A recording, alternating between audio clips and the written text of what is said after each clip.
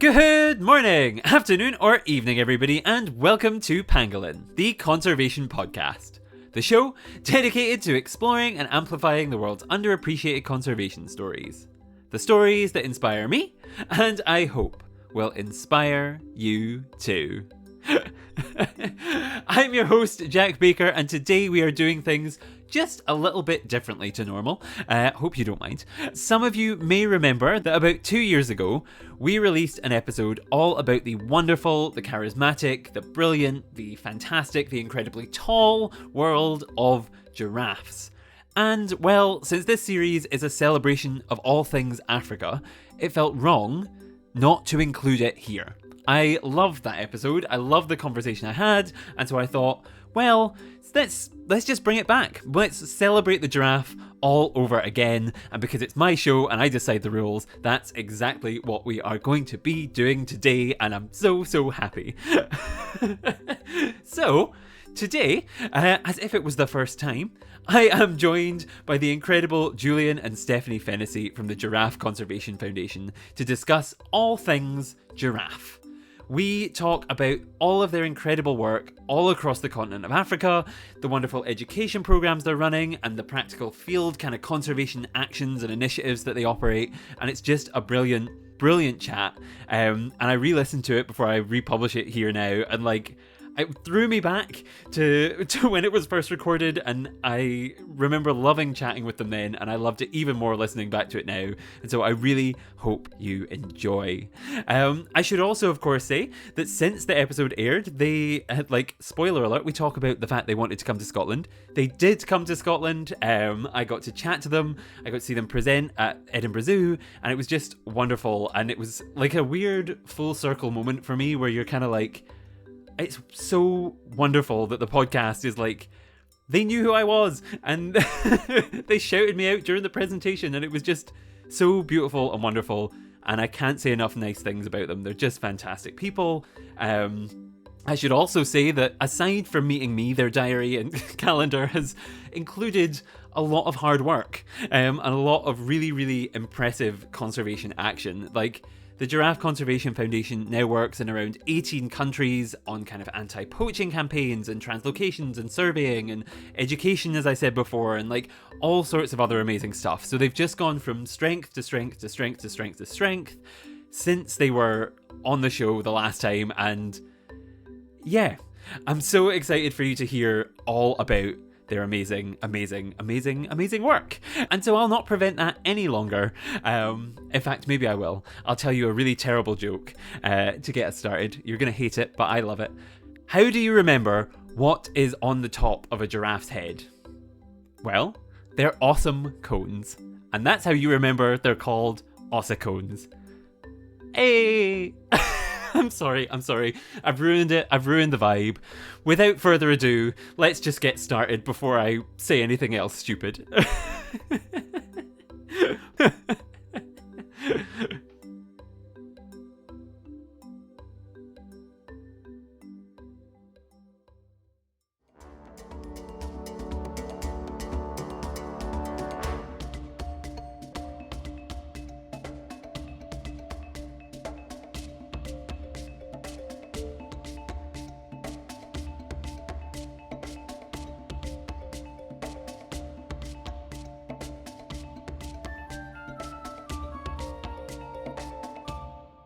Welcome back to the show. I am now joined by Julian and Stephanie Fennessy, who are the directors of the Giraffe Conservation Foundation. They're here to talk about their organisation as well as the amazing species that it protects. So thank you very much for joining me today, guys. Thank you. Thanks, Jack. It's great to be online with you. Thank you. And I wondered if we can go kind of one at a time, if you could kind of introduce yourself to the listeners and tell us a little bit about your background. So I don't know, Julian, do you want to start? And then... No worries. Thanks, Jack. My name's Dr. Julian Fennessy. I'm a director at the Giraffe Conservation Foundation. I've been lucky enough to work with giraffe for the last 20 odd years on and off, and been involved in a lot of habitat and land management, both in Australia, hence my accent, as well as across Africa. Mm-hmm. And Steph? Yeah, so I'm Steph Fennessy. I'm Julian's wife and co-director of the Giraffe Conservation Foundation. I kind of married into giraffe conservation. I'm an environmental engineer by trade, but we both met here in Namibia working on a catchment study of a river in the far northwest of the country, where Julian started his research on giraffe, and it was part of our work. And yeah, I got involved from the first day basically and helped setting up the research for his PhD and did some other work at the same time. So I'm a project manager and have worked in a wide variety of conservation and environmental projects. But for the last 5-6 years, have been doing giraffe full time. Interesting. That's really interesting. And it's good to hear your background, because I watched the documentary you sent me, and I'll put a link to it for the listeners as well to watch. The Faces of Africa, the giraffe, a silent extinction kind of documentary. And we got a little bit of Julian's background in that, but I didn't know a lot about what you had done previously. So it's interesting to kind of hear that as well. And while I'm mentioning the documentary, that's kind of a lot of the things that I'm going to ask you about are in there as well. And we're going to expand a lot on that. But I wanted to ask, kind of, a lot of people, I think, would assume when watching it, what jumped out of me, I think, is a lot of people assume that giraffes, they're very popular, so they must be very well protected. And when you kind of learn more and more and more, there seems to be a lot of things going on that make it very difficult to kind of, that's not actually the case. And I was wondering, just before we kind of get into everything, if you could kind of help the listeners understand maybe what is the kind of general picture of giraffe conservation like now? They're not perhaps as safe as people might imagine? I don't know who wants. Julian, do you want to take that one? Oh, he fills in the blanks. Yeah, I mean, giraffe are obviously in countries like South Africa, Kenya, Tanzania, where a lot of people come on safari. They're pretty much everywhere. You see them a lot. They're quite easy to spot. They're charismatic. People love seeing them. So people just assume they're everywhere. And when we started getting involved in giraffe conservation, we just started compiling information and trying to find out how many giraffe there were. And we realized that the numbers were actually far lower than anyone thought. We just released a new estimate. We now think there's about 117,000 giraffe remaining in Africa. There's at least 450,000 elephant. And elephant are in trouble. We all know that, and we have to protect them. But that means there is 3 to 4 elephant for every 1 giraffe. So giraffe also need help, and they are far less than we thought there are. And what makes matters worse is that our research has clearly shown that there is 4 distinct species of giraffe. They're very different and should be classified as different species, and some of them are doing quite well, like here in southern Africa, but the other 3 species are in serious trouble, and some of them should be considered critically endangered. That's really, really interesting. It's not perhaps I think I hadn't heard the fact about I never made the connection, I guess, between elephants and giraffe, and how, if you look at I think, because the poster child for a lot of the big kind of WWF and everything they'll always use a picture of an elephant. And so you'd expect the situation perhaps to be much worse for them. And obviously comparing apples and oranges, that would be very, very different. But it's interesting to hear that kind of comparison. Didn't know, is there anything, Julian, you wanted to add? Or I think that's, yeah. It's quite fascinating. You know, you make that analogy with elephant and the very large, what we call bingos, big international NGOs, who use elephant, rhino as the poster child. And, there's no doubt, they're very charismatic, but, giraffe are the tallest animal in the world. However, they have been in silent extinction. Many of these NGOs have never looked at them because the assumption is that they are everywhere. And if you split those 4 species, as Steph said, we've got the northern giraffe. There's an estimated, maybe 6,500 northern giraffe left in the wild. So that's more endangered as a terminology. I mean, it's critically endangered than, mountain gorillas, black rhino, all of these animals out there that the world knows so much about. Unfortunately, giraffe have gone under the radar, plummeted because of various reasons, from habitat loss, degradation, human population growth connected to poaching or civil war and unrest. It just seems that, giraffe slowly is getting a little bit more attention. And, we hope that the work we and others do can help get more attention. And by naming them as 4 species, hopefully in the future, they'll get much more attention, funding, and support to be able to save them before it's too late. Mm-hmm. Mm-hmm. Yes, and I think it's one of those things that I think a lot of species, it gets to this point, and that's when people start panicking and going, oh no, that now they get it. So while you don't want to let them get that close to the edge, it is good that I guess now people are starting to turn and realize just how, okay, now we really need to start supporting these animals as well. And you kind of mentioned there some of the threats that they are facing out in the wild. And I did have it's a good segue. You did my work for me there because I was going to ask you about some of those threats. And yes, because I kind of picked up on looking at your website and through all the materials and things like habitat loss and human expansion, poaching, and then also the kind of dealing with environments where there are political issues as well and civil kind of issues going on as kind of in that area. So if we start with the kind of habitat loss, human expansion element, I wanted to ask, in the documentary, you mentioned that there was no direct resource competition except for really space. And it focused a lot on translocating the giraffes and kind of moving them to other places. I wondered if you could tell the listeners a little bit about that. What is kind of translocation of these animals and how does that work? Yeah, because of habitat loss and people encroaching or civil unrest in areas, giraffe have gone extinct in certain areas.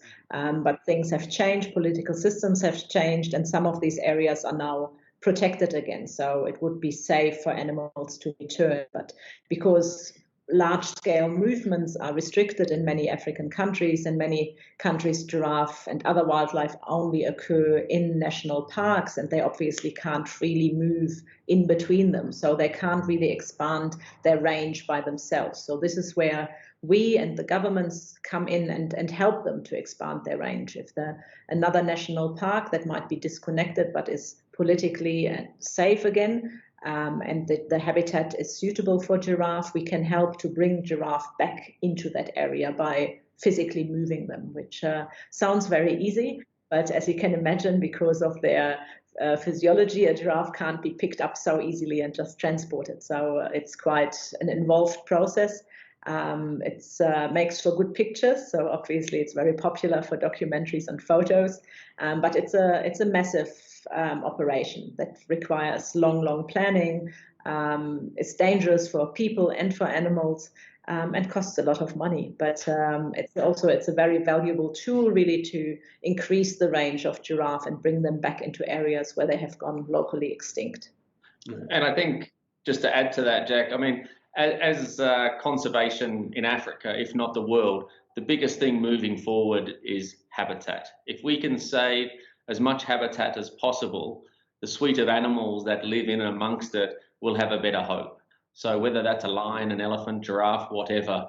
And critically for what we do is that, translocations is one of the tools that we're helping governments and other NGOs or communities to be able to bring back giraffe into areas.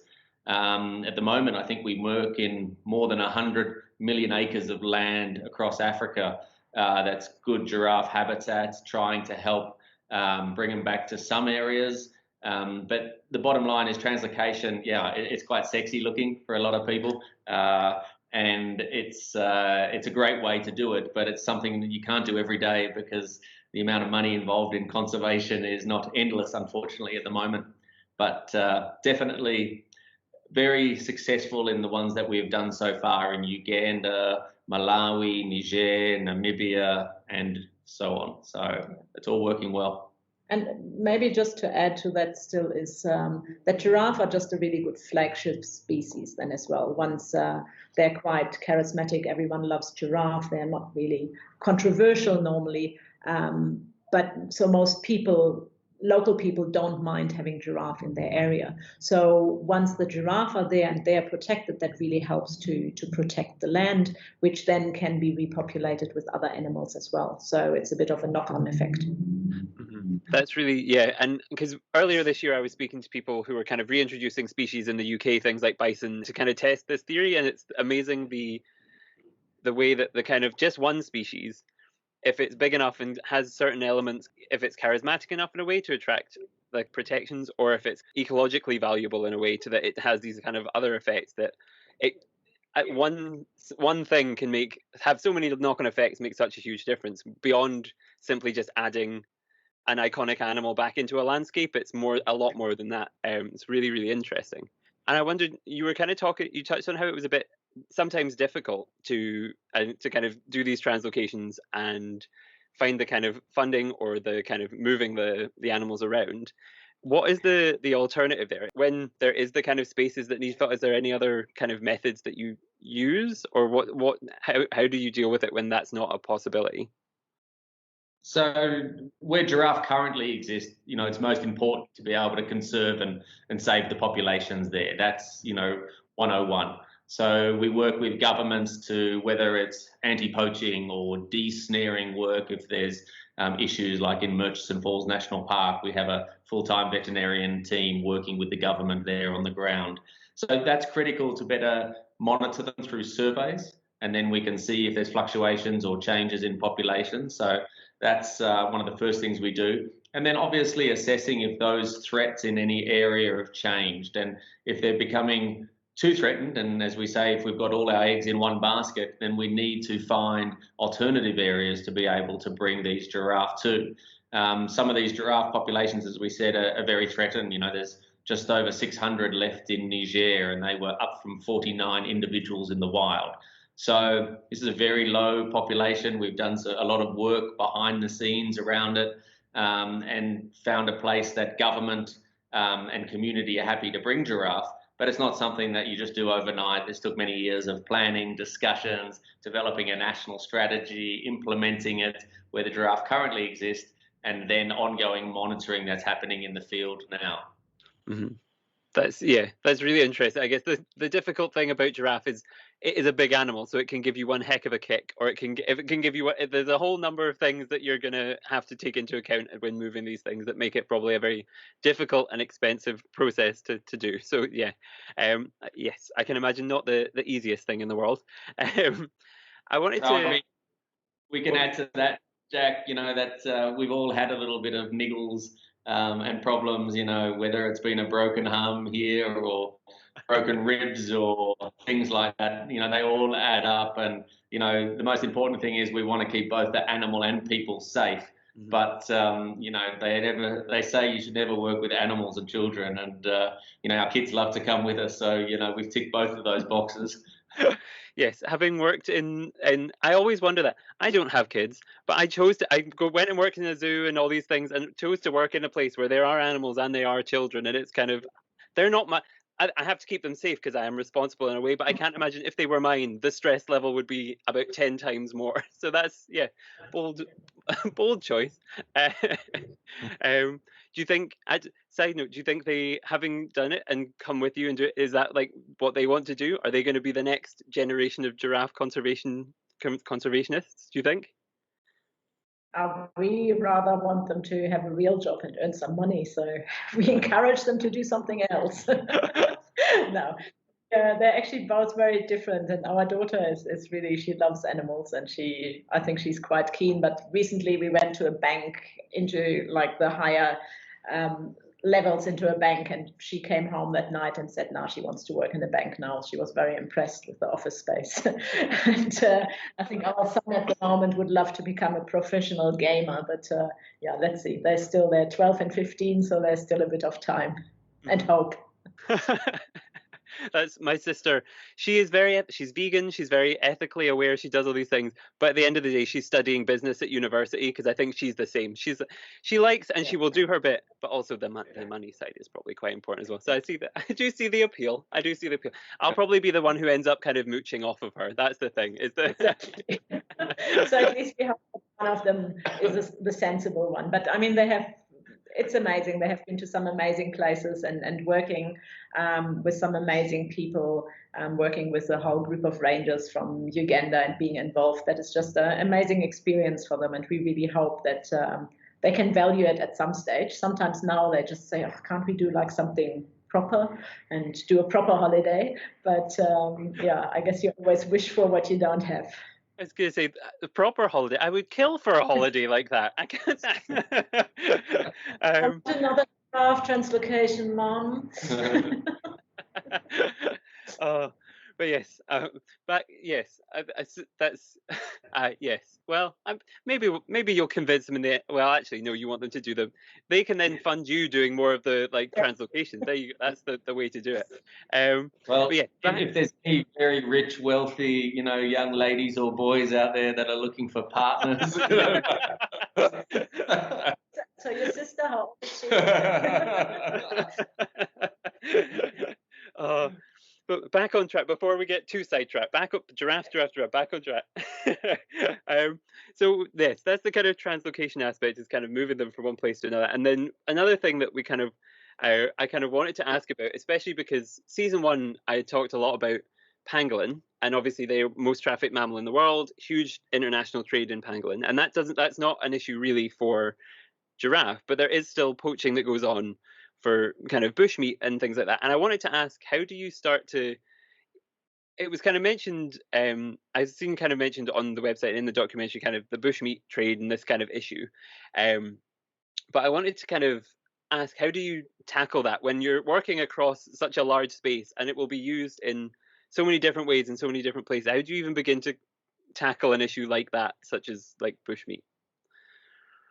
I mean, luckily, it's not a huge issue, and unlike the pangolin, there's just no commercial trade and big scale trade. You can imagine a giraffe is quite easy to hunt, and there's a lot of meat on it. So there is reports from areas where there is big, almost military operations out there poaching elephant for their tusks. They will shoot a giraffe because they prefer the taste of giraffe meat, because it's easy and it feeds an army or a village. But because it is mainly locally, it doesn't appear to be a huge threat in most places. Yeah, I mean, what's interesting is that giraffe were added to the CITES Appendix 2 in 2019. And mostly because the precautionary principle that numbers are going down and, a threat of hunting. However, the word hunting was loosely used to include both trophy hunting, which happens only in Southern Africa, and legally. That's a big moral, ethical issue I don't think we want to get into. That's another world. And versus bushmeat or illegal trade, where that is happening in country where the numbers are plummeting. And while CITES is a great tool and will hopefully help us get a better handle on, the legal trade of giraffe hide internationally, it actually does nothing to understand what's happening with the bushmeat market and local trafficking that's happening in countries. So unfortunately, while it seems to be a win for many people, we just published a paper recently, actually, with colleagues from Oxford and San Diego Zoo Global, which showed that, unfortunately, that the legal trade is not having really an impact on the demise of giraffe, but this bushmeat trade is. So as a result of that, we actually work closely with organisations like the Kenya Wildlife Service. We've been doing bushmeat assessments of butcheries throughout the whole of Kenya, to figure out what flavour meats are in these markets. So there's genetic sampling happening, and hopefully, in the not too distant future, we can figure out where these hotspots are and then work with the government and other partners to basically implement activities on the ground. So that's how we try to look at a big scale and then go down on the local level to assist. Mm-hmm. That's really interesting, actually, because it's one of those things that when you think it is a continent-wide, a lot of people I've spoken to, last week I spoke to somebody about dolphins within the kind of Mediterranean, and he was looking at a very specific group within a very specific thing. But when your foundation is tackling the whole continent across many countries, many governments, many people involved, that it must become kind of head scratching at points to try and work these things out. So interesting to hear how it goes from this kind of larger scale all the way down to individual. Hopefully I will, if anything comes up, and when things do come up, I'll make sure and post links and things to it for listeners who are interested, to keep them informed on what the kind of studies and things find, because that is really interesting. But yes, I think the next thing to kind of ask about then, I guess similarly, there is across talking of the kind of issues that go across the continent, there is the kind of political issues which we've kind of touched on previously, and the political kind of unrest, or if there's civil issues or things that are going on. How do you work in areas like that when it's obviously not dangerous just for the animals, but for you? How do you kind of deal with that kind of logistical nightmare, I would imagine? Yeah, luckily during COVID times we couldn't travel, so no, it's sometimes you really have to weigh up if it's worthwhile, and obviously human lives in the end count more than animal lives. We have some staff in Niger, but there has been some very the political situation there has changed a lot.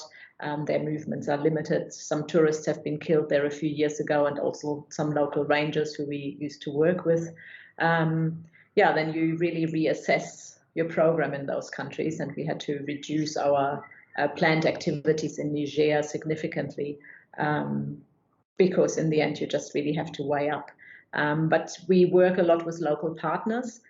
So we just don't go blind into an area and try to do something. We always work with the government and local NGOs who know the situation very well, and often have staff on the ground who know how to navigate different systems, and that really helps us. But you normally like to say, which I'm surprised you haven't said, is that if you ask a listener or anyone in an audience, have you ever worked with the government?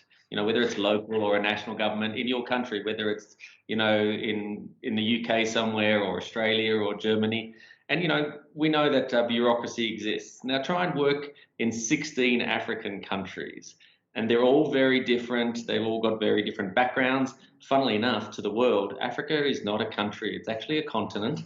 So all of these things, make it a real challenge, and that's why we have staff based in many countries across the continent, and we've forged really strong relationships with governments, because if we're going to save giraffe in the wild, it has to be at the want and the desire and the belief of the government, and so they're the ones who make the difference. We could save a little population somewhere, I'm sure, if we own private land, and that's great, and we're happy people do that. But if we want to make a big difference for giraffe across the continent, working with government's critical. And, I don't have too much hair left. And I think a lot of that has been stress over the years of working with governments. But the success that you get out of it is worth a hell of a lot more in the end when things go well. Mm-hmm. I think everybody can relate to, even if it's just trying to get your bins emptied or try to fill a form. The complications that come along with that, never mind it's not like I have to, sitting in Scotland, I don't have to phone across to Sweden or somewhere across in Europe, because that's the scale which it's the same size. So I guess people don't quite quantify the size and the fact that, yes, Africa is a continent. That I still don't understand that, because if you look at a map, that's another issue. Like the things we've touched, another issue. That's a whole podcast on itself. Just to kind of come on, guys. But yes.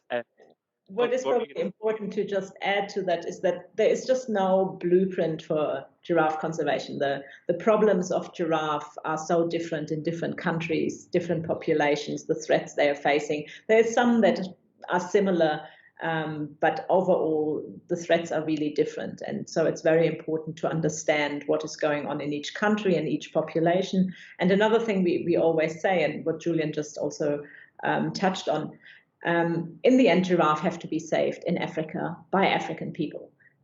We can come and we can work with them, and we can encourage and we can advise, we can raise funding and we can help. But in the end, the drive has to come from the local people and from the governments. Mm-hmm. And I guess what made you want to start? This got me thinking. Kind of, did you start kind of in one place and then realize actually this is a much wider issue that we want to try and make this across, or how did you get to this scale of trying to work with things? I mean, GCF started with, initially it was Julian's PhD, and then he realized there was really no one else doing anything, so did a couple of consultancies, and then we just slowly over the years started understanding the scale of the problem. And then we started really small in our spare time for many years. For many years we both had full-time other jobs, and did it in the evenings on the couch, just sitting there and trying to organize some trips and DNA sampling and collecting numbers. And it was only in 2014-15 that we started working part-time on Giraffe, and now full-time, and now we are 17, 18 staff, so 20 staff, yeah. 20 maybe. So we are slowly growing, and that wasn't really the plan in the beginning. So yeah, it really has evolved, and just now over the last few weeks, we have been in discussions with the Mozambique government, who are really keen to bring giraffe back into certain parks, and suddenly we have a massive program in Mozambique, which we hadn't really even thought about 6 weeks ago. Yeah, be careful what you wish for. But I think we started GCF proper as a formal organisation. We had realised by then that we had to do continent-wide and obviously work with partners at the local scale. But if we really wanted to save giraffe, it was definitely the broader issues had to be tackled and worked with.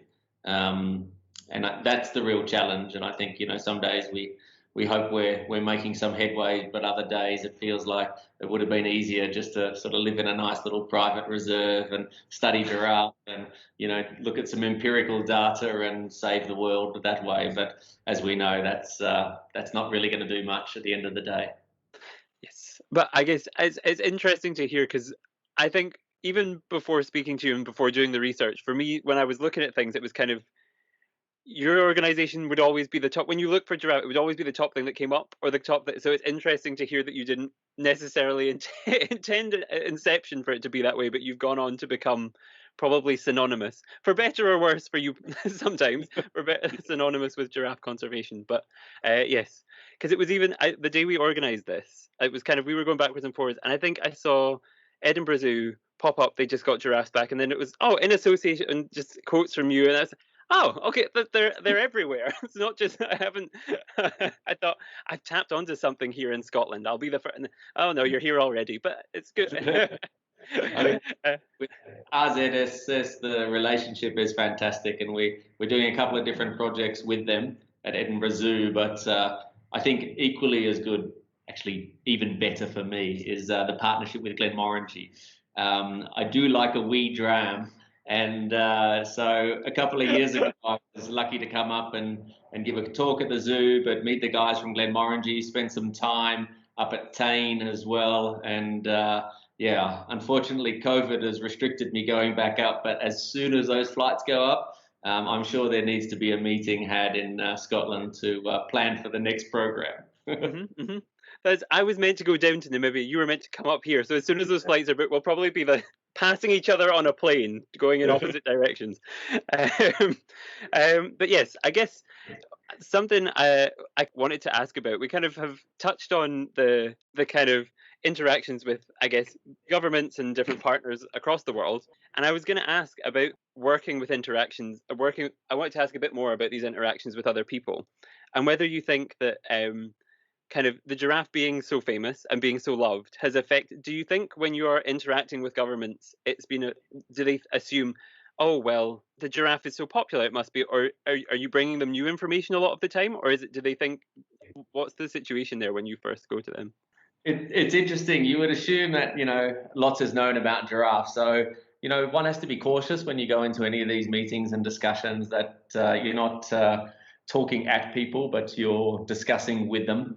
So, but unfortunately, there is very little known by many of the African governments about their giraffe population. I think Uganda and our partnership with Uganda Wildlife Authority is a great example. When we first started there in 2013, we had estimated, or they had estimated, essentially, I don't know, it was like 700 giraffe, yeah. And so we then set up a very strategic survey protocol, working with partners from Dartmouth College in the USA. And in the space of a couple of years, we had doubled the population, not by anything other than actually physically counting them. Every individual giraffe had been photographed through the surveys, run it through AI software. So we had very strong counts, and that led to a whole host of programs, including the source population of Murchison Falls, which has now, over the last 5 years, helped set up or augment another 5 populations of giraffe Nubian giraffe, which are critically endangered in Uganda, and that's more than 3 million acres of land we've been able to help the government bring giraffe back to. So yeah, when you go and talk to them, you obviously, you want a long-term partnership and friendship and relationship. So yeah, no, all this information is very much new, especially for rangers. And anytime we have the opportunity to share data, whether it's online, free, or traveling through zoos or going to governments, we always bring, whether it's posters, booklets, etc., and many reports to keep them updated on what's going on. So it's a constant process, and we're learning every day, and hopefully the more and more we can share, the more information awareness, the more that can be done. Mm-hmm. Mm-hmm. It's really, it's interesting to hear that they kind of had such not a bad picture, but like an inaccurate picture of what the situation was. But I guess if there's no one there doing it, then how would they even begin to imagine?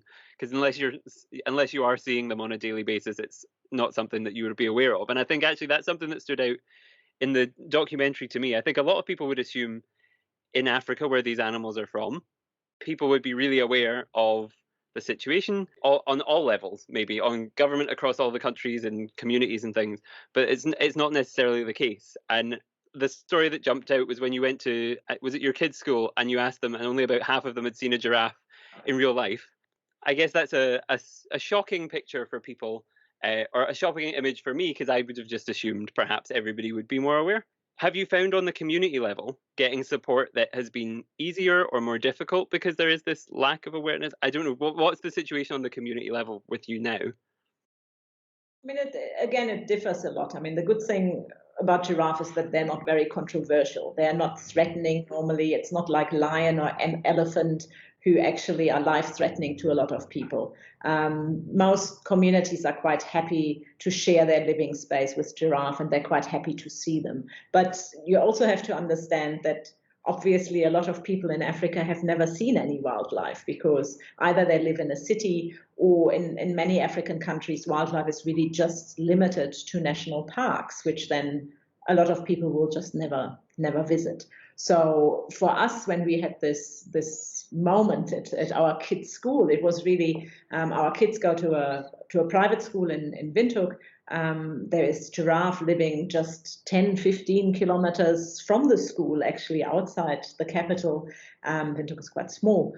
And we were really shocked, because we spent a lot of time on the weekends going out and because we love nature, but we just realized a lot of people don't, even if they could.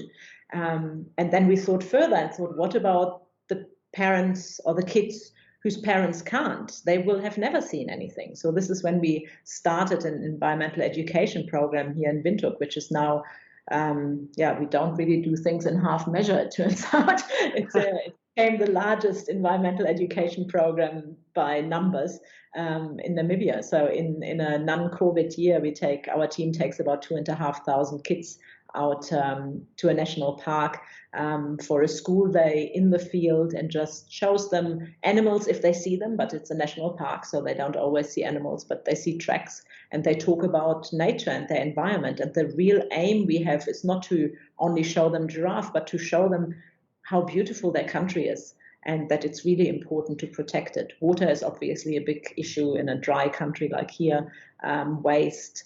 And we talk about all these topics and how everything is interlinked, pyramid of life, and just really try to bring topics that kids normally learn in the school environment, but to link it back to nature and show them. It's really successful and positive. Most kids just love it, because a lot of them have never been really out of town, have never seen wildlife before. And we just try to instill this passion, and that there is something more than just living in town. Mm-hmm. Yeah, I guess, and it's about forming this connection with things that, even though they're right there, people don't necessarily see. I think it's similarly spoke to someone from the Marine Conservation Society a few weeks ago, and they were talking about how just go down to the beach and see what's there. And the number of people who live in Scotland who maybe go and have a walk and just have a look at the seaside. But if you actually stop and look and appreciate the nature that's there and around you, it has a huge impact. And I think it also helps them not just want to protect the wildlife, but it makes them feel, I think it can really boost somebody and make them feel inspired in other ways as well. So it's really good to hear about. I guess Yeah, is it something that you just run in Namibia, or is that kind of something you want to expand further, or how is that based now? Yeah, I mean, we work with local communities in most countries to some extent, because as we said before, giraffe can only be saved by the people. But it's on different levels. So we have our environmental education program dedicated here, but in Uganda, for example, we work with another program called Snares to Wares, who do a lot of community outreach and work with communities who live adjacent to Murchison Falls National Park. So there we interact through them, but they also go to schools and interact with kids. We had developed a workbook for our environmental education program here that we now made a bit more general, that it can be used anywhere in Africa. In Kenya, we work with local community groups. There's local rangers that are employed to monitor the giraffe in northern Kenya. They do a lot of work with schools in the area where they're located. So yeah, it's always part of our work, but we are not intending to roll out like a massive environmental education program continent-wide. That's not our expertise and not our passion in the end. It's an important part of what we do, but our focus otherwise is more on giraffe conservation. Mm-hmm. I think, yeah, the good thing is, though, I think when I went onto your website, there are so many resources there that if people are interested, and I'll put links to them in the description of the episode, because there were booklets and booklets of things that I was kind of reading through and having a look through, and there's so much there that if you're looking for some reading, there is things you can get really deep into. If you're looking for some lighter kind of fun fact type things, it was quite good. I was in visiting friends in London this weekend. We're allowed to travel again here within safe means, and we went to London Zoo because I can't go anywhere without dragging my friends to an animal attraction, obviously. And so I was able to stand there in preparation for this interview and say, "Oh, would you like to know some things about giraffes that I learned?" So did they leave you there? It was yes, I love it. It was, I think, I can't tell whether they love going with me or hate going with me, because the fun facts, I think, at the start of the day are fun facts, but by the end of the day, when we're looking at things that are like giraffe, like we can't keep going back. We've seen the giraffes for an hour already this morning. We can't go back. We have other things to see. It becomes a bit stretching, but I won't apologize for it. So yes, but yeah, so yes, we've talked about kind of the challenging things and the education things and what inspiring other people. But I wanted to kind of to bring us back on track instead of me trying not apologizing to my friends. What inspired you? There must be fantastically personally rewarding moments as well. And I wanted to ask what the best thing for you about doing this is on kind of a personal level. What is your favorite part about this? I mean, we've been very lucky over the years to support many African and international students. And I think to see people grow, build capacity, I think that's amazing to see. You know, we've just had the other day that our East African coordinator, now Dr. Arthur Meneza, and the support we've had from donors and others to help him be able to do his work, which is essentially helping the Kenyan government implement and better understand giraffe conservation and its strategy in the country. So everything that we do around capacity building is linked to the programs on the ground. You know, we don't study how many ticks there are on the ear of a Nubian giraffe during May. It all has to have a very conservation focus. And I think the students that come through, you know, some of them are still with GCF, where we're very lucky. Others have moved on, and I think that's what it's about. It's building this new cadre of conservationists around the world, and hopefully the links that come with it will not just help giraffe, but save many animals' habitat across the globe. Would you say the same, Steph, or is it other things for you? You can't say the same because I said that. Normally I say this, so I have to come up with something else now. No, I mean, I think it is a lot about people. We have been really lucky to meet some amazing people, and that is really rewarding. But on another level, you mentioned zoos before, and you obviously love zoos, and you go there and you get quite close to giraffe, which we normally don't. For us, giraffe are 4 species. populations. We see giraffe a lot in the wild, but we see them at a distance. So for us, actually going to zoos is fantastic, or during a translocation when you have the opportunity to get really close to a giraffe. That is really something I still find absolutely amazing, when you put your hand in front of the nostrils of a giraffe and you feel it breathe. That is just really so unreal, and I can't say enough how amazing that is, because they're such amazing animals. And I still, after all these years, every time I see a giraffe in the wild, it puts a smile on my face. They're just amazing animals, and seeing them run free into a new environment after a translocation is, when you know this is years of hard work and stress, and I mean, you're always quite tense and you hope everything goes well, and then when they start running out free, it's hard to describe. Mm-hmm. I can't even begin to, because I was lucky enough once to go on safari in South Africa, and seeing a giraffe at that distance of things was amazing for me, who has not worked and put all this extra effort in. And I was just kind of sat there appreciating from a distance, without the knowing all of the backstory that would have gone, like, the work that you would have put in must add such another level to it. And yes, it must just be the best feeling in the world, and one that probably it isn't old now, and I can't imagine it ever will become any less amazing. But that's really, really interesting. Yeah, and although maybe also just to add to that, some days we sit back, and now just talking to you makes you realize actually we're making a difference. Mm-hmm. Normally in your day-to-day work, you don't think about it, and you get caught up on little things, and annoying that you get some narky emails, or that something doesn't work, or just, I mean, in the end, our day-to-day life can be quite frustrating, obviously, as any job. It can be super rewarding as well, but it's very rarely that we sit back and think about it in terms of thinking, actually, we are making a difference. And that is, it's Mm-hmm. quite.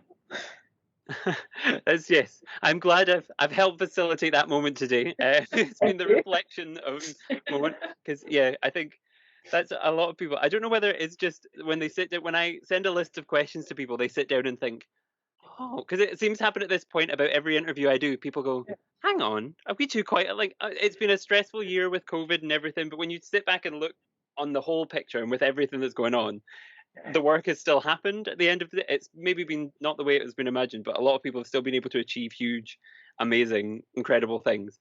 And you've managed to reach Scotland, which is a long way away. So yes, there's one person you've got. And now hopefully people will listen to this, and yes, I will send it to everybody I know to kind of yes. Well, what's really bizarre with Scotland, that they actually have a giraffe that was brought in there called Fennessy, that was named after us, that came from Midlands in the UK. Fennessy moved. Yeah, Fennessy's been brought to Scotland. He's in Edinburgh, so we're going to have to come up and say g'day one day. Yes, good. That's quite an honour, I think. Big one. I suppose it's easier to go with surname, because if they'd picked one or the other of you, then there would have been an issue. But they've gone with surname to make it. That would have been. Fennessy is named after him.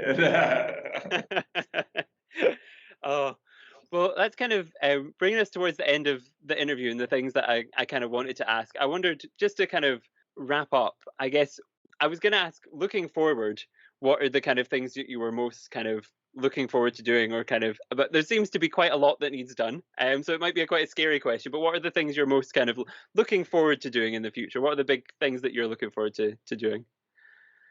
I suppose, how long do you have? You know, maybe one or two highlights, one or two, not like a. So I mean, there's some exciting things like, you know, the Mozambique program that Steph said, you know, rewilding giraffe back into a country. Firstly, with, you know, developing a national strategy, building capacity of the veterinarians in the country is one of the things that we're also doing. Sourcing, you know, founder giraffe populations in South Africa, but doing the genetic work first to make sure we're reintroducing the correct giraffe. And, you know, we're talking about, you know, another more than 100 million acres of giraffe potential habitat in Mozambique. And this is really going to, what's going to be the game changer for giraffe is these big landscapes going in and making a big difference, while at the same time continuing doing what we're doing. Because if you don't, do the day-to-day job, all these exciting things don't come up, and, you can forget about it, and soon giraffe, like many animals, go before your eyes.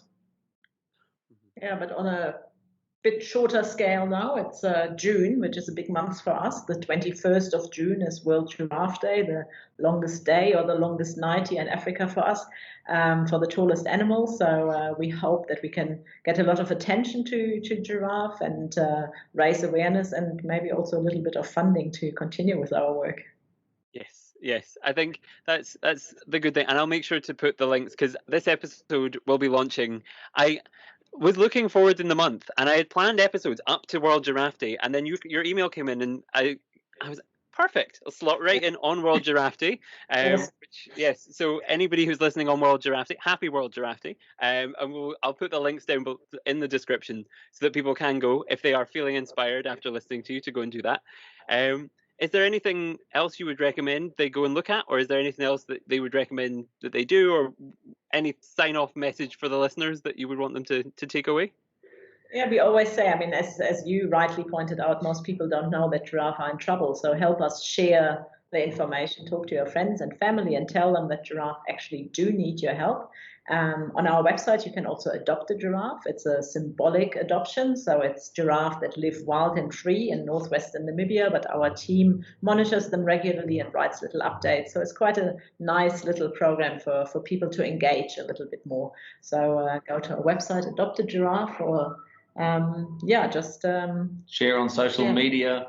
Lots of things. And of course, you can always donate, as we always say. Giraffe can only be saved in Africa by Africans, and that's our job here, is to do that. So, we'd love everyone to stand tall, stick their neck out for giraffe on World Giraffe Day. But, together, I think we can make much more of a difference. And so we really appreciate Jack for being able to do the podcast and hopefully share with your audience. So thanks a million. Thank you very much. That wraps everything up very nicely. So we will leave it there, and thank you so much for your time today. Thank you very much. Excellent. Thanks, mate. Really appreciate it. Have a good day. Thank you. Bye. Thank you so much for listening to today's episode. I'm so grateful for you all. I really hope you enjoyed a little bit of a throwback, a wander down memory lane, maybe for some of you, or an entirely new experience for some others. Thank you so much for tuning in. If you enjoyed the show, please subscribe. We've got brand new content coming all the time as we continue our celebration of the continent of Africa, and all of the amazing conservation work that goes on across all of the countries that are there, and it's just been fantastic so far, and I'm so excited to continue it. So subscribe no matter where you're listening. Apple Podcasts, Spotify, follow us, do whatever you need to do. Maybe leave us a nice review if you're so inclined. What else can you do? You can follow us on social media. We're at Pangolin Podcast on everything. Go and do all of that. We love you. Thank you so much. I love you so much. I'm so grateful for all of your continued support, because who'd have thought 2 years since this thing was originally recorded, I'd be able to republish it now for all of you. I certainly didn't. And so, yes, I just want to say how grateful I am. And yes, how amazing you all are. Go out into the world, be wonderful, help to save the giraffe, stand tall for giraffe, stick your neck out for giraffe, all of the other puns. And until next time, goodbye, everyone.